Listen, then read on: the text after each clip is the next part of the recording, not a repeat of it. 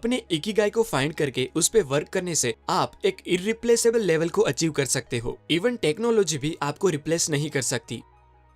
दोस्तों, जापान में एक आइलैंड है जिसका नाम है ओकिनावा, जहाँ पर रहने वाले लोग 100 साल से भी ज्यादा जीते हैं और वहाँ 80 से 90 साल की एज वाले लोग भी हर रोज खुशी खुशी उठ के अपना काम करते हैं और मरते दम तक रिटायर होने का नाम नहीं लेते। यानी कि पूरी दुनिया में सबसे लंबी, अच्छी और खुशहाल लाइफ जापान के ओकिनावा में रहने वाले लोग जीते हैं, क्योंकि वो लोग एक फॉर्मूला यूज करके अपनी लाइफ जीते हैं जिसका नाम है इकिगाई, यानी कि जीने की वजह। जापानीज लोग मानते हैं कि आप किसी न किसी खास मकसद के लिए ही इस दुनिया में आए होते हो और वो मकसद ही आपका इकिगाई होता है। अगर आप आपके इकिगाई यानी कि आपके मकसद के अलावा कोई भी काम करते हो तब आपको वो मजा नहीं आएगा। आप हमेशा स्ट्रेस में रहेंगे और आपका दिमाग हर वक्त आपके उस मकसद की तलाश में ही लगा रहेगा। लेकिन अच्छी बात यह है कि इस दुनिया में कहीं पर भी रहने वाला इंसान इस जापानीज फॉर्मूला का यूज करके अपने इकिगाई यानी कि अपने जीवन के मकसद को फाइंड कर सकता है। जब भी आप अपनी कॉलेज खत्म करके बाहर वर्क करने जाते हो तब आपको एक बहुत बड़ा डिसीजन लेना पड़ता है कि अब आप लाइफ में क्या करोगे। ये डिसीजन लेना बहुत इंपॉर्टेंट होता है क्योंकि आपकी लाइफ का सबसे ज्यादा टाइम आप काम करने में ही स्पेंड करते हो। इसीलिए कोई आपको कहेगा कि तुम्हें जो काम से खुशी मिलती हो वो करो, कोई कहेगा तुम जिस काम में अच्छे हो वो करो, कोई कहेगा वो काम कर जिसमें सबसे ज्यादा पैसे मिले, या फिर कोई ये कहेगा कि बेटा ऐसा काम कर जिसकी दुनिया को जरूरत हो। अब इसमें प्रॉब्लम ये है कि हर कोई हमें इस चार में से किसी एक ऑप्शन को ही चूज करने के लिए कहता है, जो एक गलत एडवाइस है। इकिगाई इन चारों पार्ट्स का कॉम्बिनेशन है और अगर इसमें से कोई एक पार्ट भी मिस हो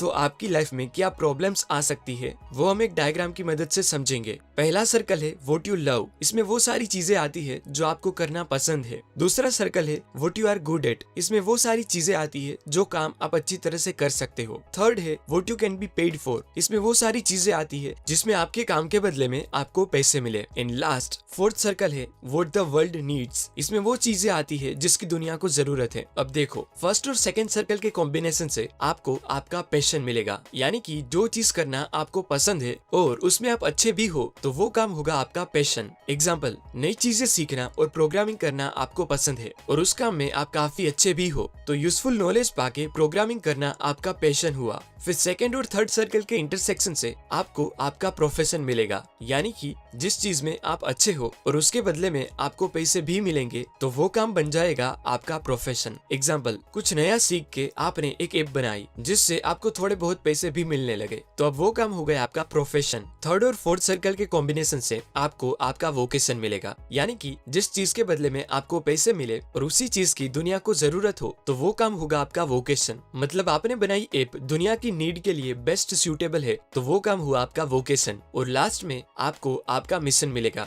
यानी कि जिस चीज की दुनिया को जरूरत हो और वो ही आपका फेवरेट वर्क हो तब वो वर्क करने का रीजन ही आपका मिशन बन जाएगा। एग्जाम्पल, जिस ऐप की दुनिया को जरूरत है उस पे ही वर्क करना आपको बहुत पसंद था तो आपकी पसंद और दुनिया की नीड बन गया आपका मिशन। प्रॉब्लम तब आती है जब लोग आपको सिर्फ आपका पैशन फाइंड करने के लिए कहते हैं, पर सिर्फ पैशन फाइंड करना काफी नहीं होता क्योंकि वो इकिगाई का सिर्फ एक पार्ट है। आपको ऐसा वर्क फाइंड करना चाहिए जो बाकी तीनों कंपोनेंट्स को भी सेटिस्फाई करे। एग्जाम्पल देके बताऊं तो समझो आपको ब्लॉग लिखना पसंद है, आपने बहुत मेहनत करके अपनी ब्लॉगिंग स्किल को इम्प्रूव किया और अब आप उसमें अच्छे बन गए हो और दुनिया को आपके ब्लॉग्स पढ़ के कुछ नया सीखने को मिलता है, यानी कि दुनिया को आपके काम की जरूरत है और वो आपको आपके काम के बदले में पैसे देती है। मतलब कि ब्लॉगिंग ये चारों कंपोनेंट्स को सेटिस्फाई करता है, यानी कि ब्लॉगिंग आपका इकिगाई है। आपका एम होना चाहिए ऐसी चीज को फाइंड करना जो पैशन, प्रोफेशन, वोकेशन और मिशन इन चारों कंपोनेंट्स को सेटिस्फाई करे और इस चारों कंपोनेंट्स के बीच में ही आपको आपका इकिगाई मिलेगा, यानी कि वो काम मिलेगा जिसे आप पसंद करो, जिसमें आप अच्छे भी हो, जिससे आपको पैसे मिले और उस काम की दुनिया को जरूरत भी हो। और जब ये चारों चीजें सेटिस्फाई होगी तभी आप एक लंबी और बिना स्ट्रेस वाली सफल जिंदगी जी पाएंगे। एग्जाम्पल देके बताऊं तो सचिन को क्रिकेट खेलना पसंद है, उसमें वो प्रैक्टिस करके अच्छे बने। क्रिकेट खेलने से उनको पैसे भी मिलते हैं और लोगों को उनकी बैटिंग बहुत पसंद है, यानी कि दुनिया को उनकी जरूरत है। सचिन के लिए क्रिकेट इन चारों कंपोनेंट्स को सेटिस्फाई करता है, मतलब क्रिकेट सचिन का इकिगाई है। आप जितने भी पॉपुलर पर्सनालिटीज को जानते हो उन्होंने अपने इकिगाई को फाइंड कर लिया होता है और उसकी वजह से ही वो इतने आगे होते हैं।